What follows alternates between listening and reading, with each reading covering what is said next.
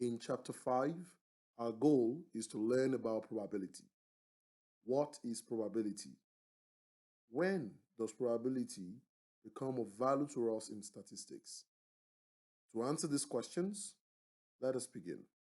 We move on to page 2.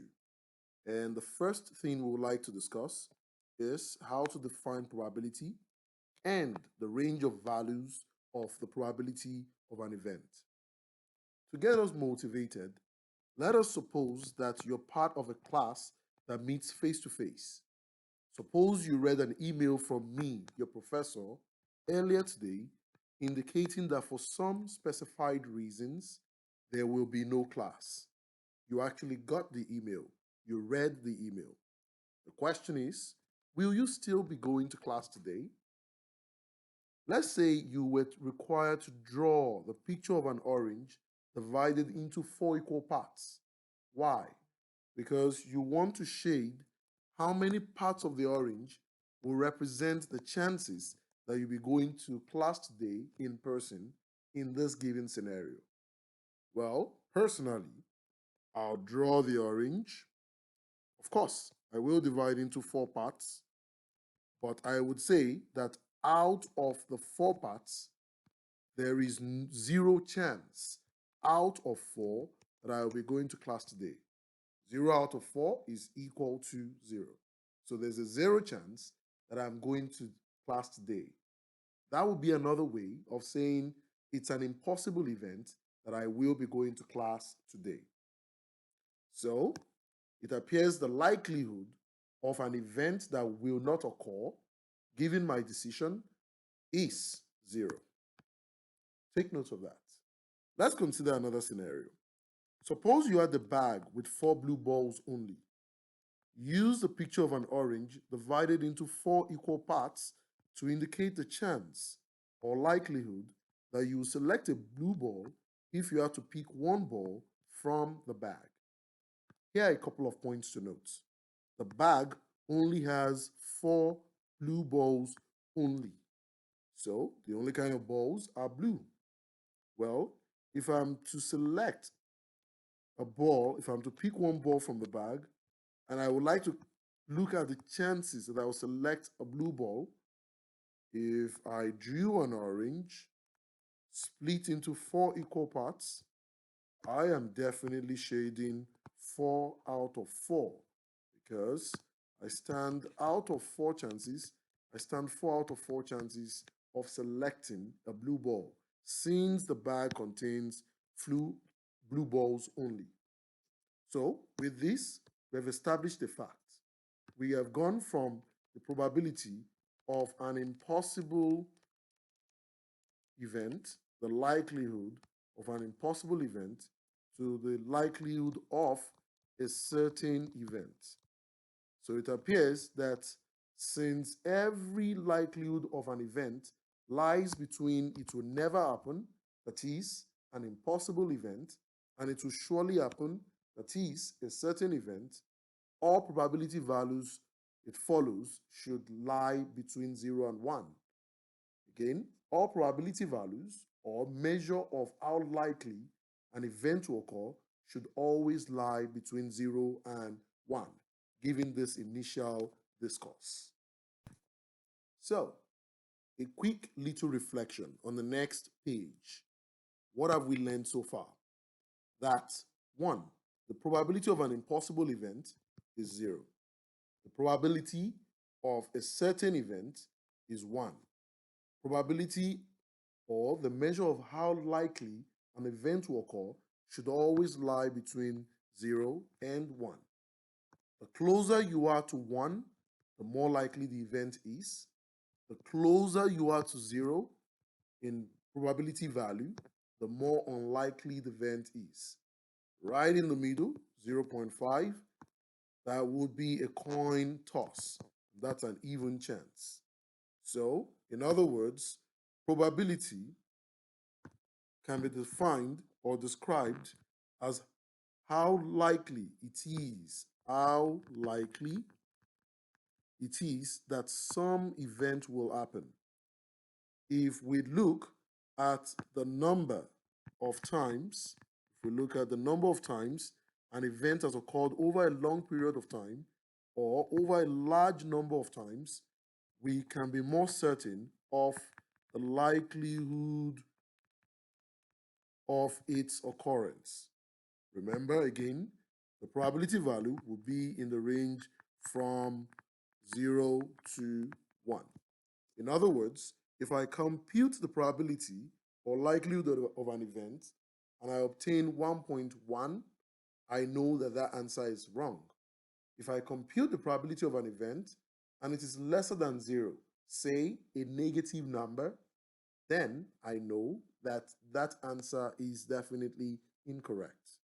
So, to wrap this initial definition of a probability up, a value of 0 means that the event would not occur. The probability of 1 means that the event will surely occur. Any number between 0 and 1 reflects the uncertainty or the certainty of the event occurring. The closer the probability is to the number 1, the more likely it is. The more likely it is. Having discussed the major concepts or the definition of probability, put simply, we now proceed to some other concepts associated with the development of probability. We're going to talk about experiments, sample spaces, trials, outcomes, and events. To motivate the discussion of each of these central concepts to probability, we consider the following example. Suppose you toss a coin twice. Well, if we are asked, what is the experiment here? That would simply be the toss of a coin twice. Why is it an experiment? That is because before I toss that coin, I cannot tell exactly what the outcome or result of tossing that coin will exactly be. So, in that way, in statistics, the toss of a coin twice qualifies as a statistical or probability experiment. Well, for this experiment, if we are required to write out all the possible outcomes of this experiment, I would use a tree diagram. This tree diagram will be such that I will take the first coin, I will take the coin to begin with. I'll toss it the first time. There's a possibility that I could get a head or I could get a tail. Take note, this takes care of the first trial. So this is the first trial in this case. Then, there is a possibility that on the first trial, I could get a head. So that on the second trial, the observation of a head on the first trial could be followed by either a head or a tail. The same goes for, on the first trial, I could have gotten a tail, then followed by either a head or a tail. So, to write out all possible outcomes of this experiment, it means that on the first toss, I could get a head, followed by a head. Or I could get a head on the first trial, followed by a tail. In other words, what we have here is the possible outcomes that can come up on the second trial. And similar to what we did for head on the first toss, I could also get a tail on the first toss, followed by a head. So I have tail, head, and then finally I have tail followed by tail. If I decide to collect all these possible outcomes together, head, tail, head, tail, as a set, these will be called the set of all possible outcomes, or the collection of all possible outcomes associated with this experiment. This is called a sample space, or the sample space for this experiment. So take a note here that once you have an experiment, there will be a set of all possible outcomes associated with that experiment. That is called the sample space. Some of the textbooks will call it possibility space. It's the same thing. So if you tossed a coin once and you had a head turn up, if you toss the coin once and a head turns up, what is the trial here? What is the outcome? Well, if you toss the coin only once, then the trial is a single performance of the experiment. To emphasize again, a trial, as you will see in the previous example, we can have the first trial or the second trial. So a trial is keyword, a single performance of an experiment. And so if you're tossing the coin once, all we have is just tossing the coin once, which constitutes one single performance of the experiment, and that is a trial. Then, what is the outcome? Well, we can have a set of possible outcomes. The one that turned up in this case is that a head turns up. So the outcome in this case is the heads that turns up.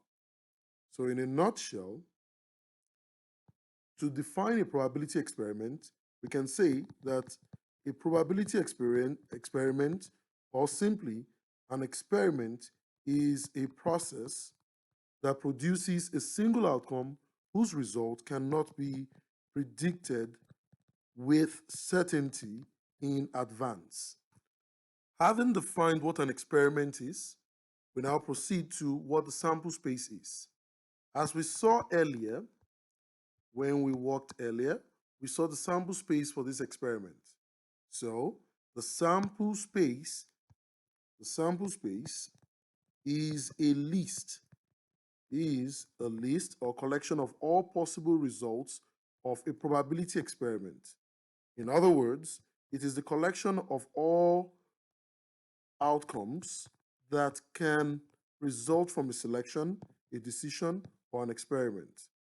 So this is called the sample space associated with the experiment. Whereas, as noted earlier, a trial is a single performance of a probability experiment, whereas an outcome is the result of one trial of an experiment.